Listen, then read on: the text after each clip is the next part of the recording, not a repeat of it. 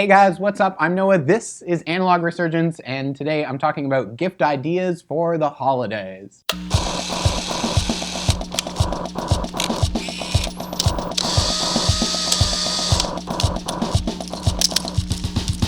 Well, it's the holidays, or at least it's the holidays here for me.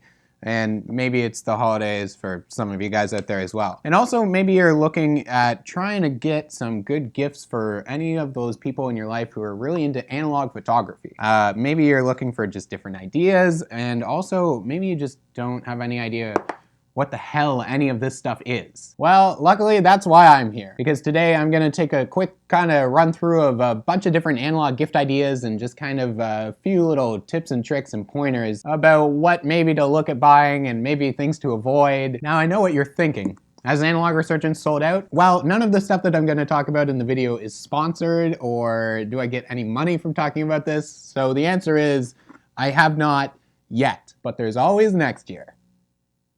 Alright, so let's start off simple, easy, and also cheap. Disposable cameras. Disposable cameras are easy to find, they're also really cheap, they're super simple and easy to use. For anybody who's just kind of looking to play around with photography and analog stuff and also not have to put in a lot of effort to learn about how any of it works, then disposable cameras are really a great little fun gift idea. You can get them from people like Kodak and Fuji and Ilford in black and white and in color, and also some that will allow you to shoot pictures underwater. Maybe not necessarily the most useful product in the winter, but also if you live in a warmer climate, then feel free to pick those ones up and you can shoot some stuff in the pool or at the beach or any other water situation. Also, you don't have to do anything. They come ready to go. So the film is already loaded up inside. You can't open it up or really have to deal with anything. It's all automatic with just pretty much a shutter button and a flash button usually on them that allow you to kind of take pictures outside without a flash or inside with a flash. And especially when you're done shooting, all you have to do is take this guy into a lab and the lab will do the rest. They'll pop these little suckers open, usually with a screwdriver or something similar, take the film out of it, and then process it so that you can get your pictures. And then all the plastic pieces that make up the actual body of the camera are disposed of into one of your friendly neighborhood landfills. Now, of course, as the Earth slowly moves towards a crushing environmental disaster, and you don't necessarily want to shoot film that results in the camera itself being tossed once you use it, then maybe you can step up your game and you want to pick up some point and shoot 35mm cameras. So there are literally thousands of different types of point and shoot, easy to use, kind of cheap models of 35mm cameras out there that you can pick up. These guys usually show up pretty easily in thrift stores, and they're really great to use, especially if you're just looking for something that you can throw film into and throw in a pocket and just kind of take places and have fun with. Now, the best part about all these point and shoot cameras is that for the most part, they will automatically kind of detect the settings that are best for the film that you buy to put inside of them. You can usually get ones with built-in zoom lenses and different little features, maybe some different flash options or different focus settings. And I've covered some point and shoot stuff in the past as well that you can check out in another video. That is, the link is down below or up above or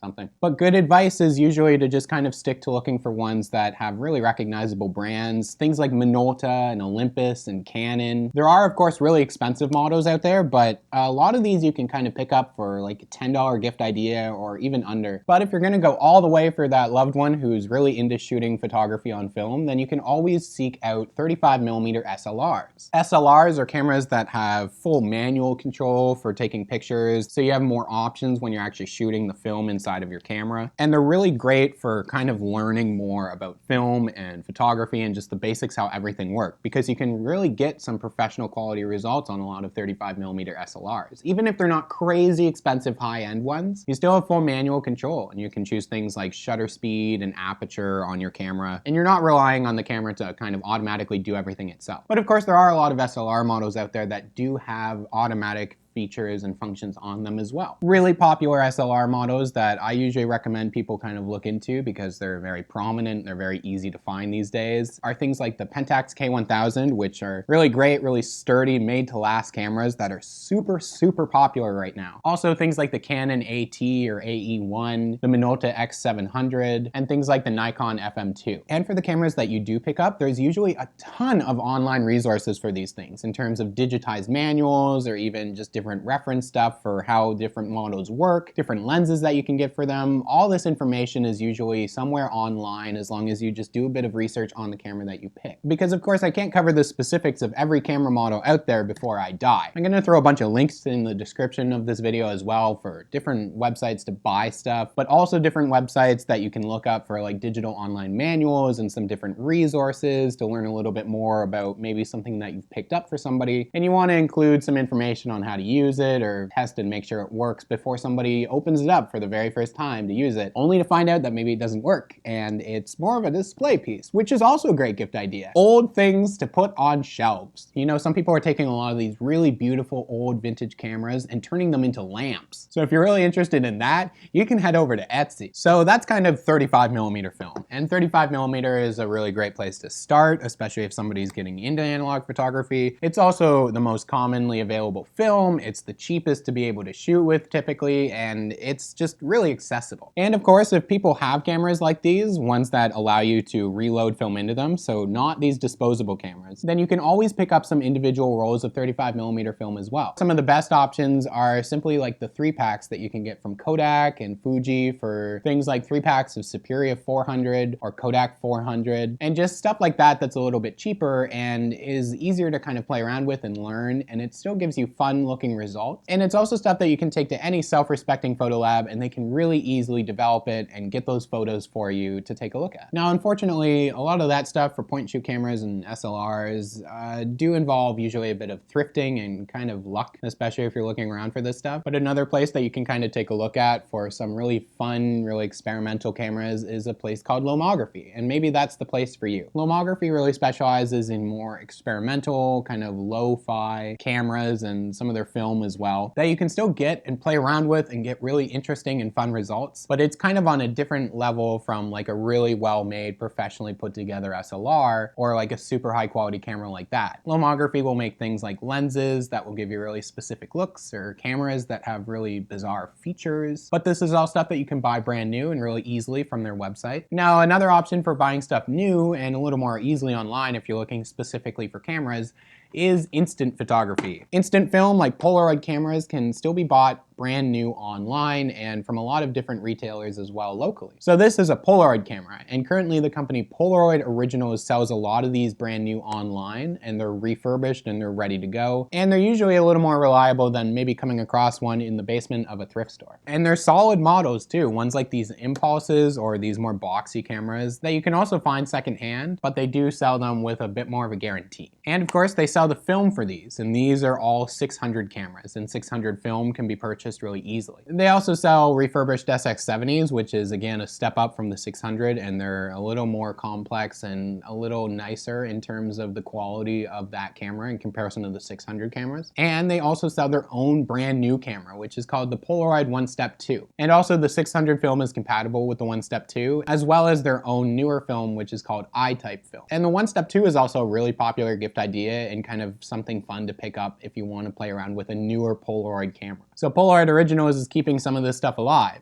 but not all of it. So unfortunately, you might want to avoid cameras like the Polaroid Captiva, the Polaroid Joycam, the Polaroid iZone, and more recently, the Polaroid Spectra. They also make things like the Polaroid Instant Lab, which will allow you to shoot cell phone pictures onto actual Polaroid film. So if you want something like that, then you can buy something like that. Now, Polaroid film is also a bit more of a premium, and you pay more for the film and you only get 8 shots per pack. But if you're looking for something that is really cheap, really fun, and just really simple to use, then there is the incredibly popular Fuji Instax cameras. And Instax cameras come in a variety of different models as well, and the film can be purchased for pretty cheap in comparison to Polaroid stuff, and it gives you more per pack, and the results are usually a little more reliable. Now the Instax cameras can be bought in the normal Instax Mini format, which gives you images that are about the size of a credit card. You can also get Fuji Instax Wide cameras and Instax Wide film that goes with it, and that offers a wider, larger image than the Instax Mini does. And there's the much more recent Instax Square camera. And the film that goes along with those cameras is really similar to a Polaroid, although it is smaller. And they do make other products that go along with those cameras as well. Similar to the Instant Lab from Polaroid Originals, Fuji makes Instax printers that allow you to send images from your cell phone via Bluetooth over an app, and then the printer will be able to print out on Instax packs of film. Now, if you have somebody in your life who's kind of even more into all of this and kind of ready to get their hands dirty, then maybe home developing stuff is the best gift idea for you guys. You can get some really great home developing kits that are kind of ready to go, and you can get things like these, and these are Patterson home developing tanks, and you can use them for 35mm and medium format, and even large format film can be put in here with special holders. You only need a dark room or like a dark area or like a dark bag or something like that to load the film into the tanks. Once the film is in the tanks, then you can use these in full daylight in a kitchen or a bathroom or anywhere, as long as you have like running water. You can also get full daylight developing tanks as well. Things like the Day Lab, which is a recent kind of kickstarted project that allows you to load film in full daylight without the use of any sort of dark room or dark area at all. There's also easy to mix chemicals that you can buy from Kodak and for Ilford, and developing black and white film at home is really simple once you kind of do some research on it and just have the setup and the stuff to do it with. These chemicals are things like powders that just need water to mix together, and then they're ready to go. And color developing is a little more difficult when you're doing it at home, and it requires some more precision, but you can buy chemical kits from places like Cinestill to be able to develop C41 color negative film at home as well.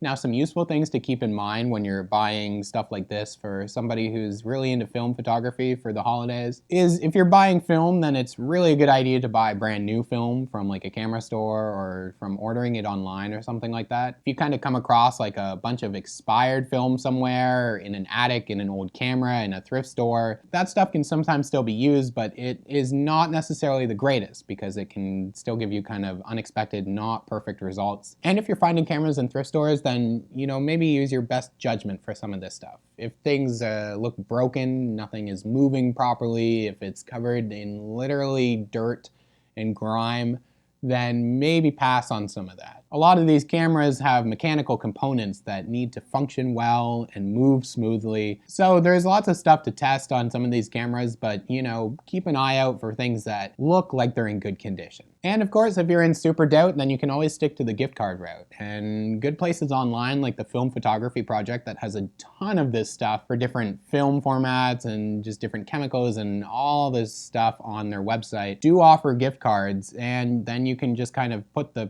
power in somebody else's hands who maybe kind of knows more about this than you do. So those are kind of some general ideas to keep in mind if you're looking for gift-related stuff for that person in your life who loves analog, or if you're just looking to buy yourself some stuff anyways. So places like Film Photography Project, Polaroid Originals, B&H Photo are pretty good places to start when you're kind of looking to buy stuff, especially online. There's also places like Urban Outfitters, which is much more aimed at the millennial and whatever generation is after millennial, whatever generation I am that's kind of in between. Anyways, Urban Outfitters is really not my scene, but they do carry in store and online a variety of different film options for 35mm, for Instax, for Polaroid, disposable cameras and stuff like that. But also Urban Outfitters is a bit more pricey in comparison to maybe more dedicated camera stores and places that kind of specialize in that stuff specifically. Now, as for myself, in 2014, a company called Logmar made a very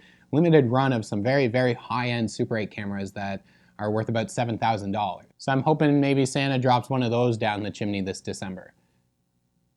That or wool socks. Hey, thank you guys so much for watching, and subscribe if you haven't done so already. And I do more analog stuff like this in terms of learning more about cameras and different film, different history on different topics, projectors, cameras, film stocks. And if there's more stuff that you want to see me tackle in the future, then you can comment on these videos. And there's also a link in the description to the Analog Resurgence Patreon, which you can find down below if anybody out there is interested in helping to support the channel, to grow it so that I can focus on more of this stuff in the new year. So thank you guys so much for watching, and happy holidays.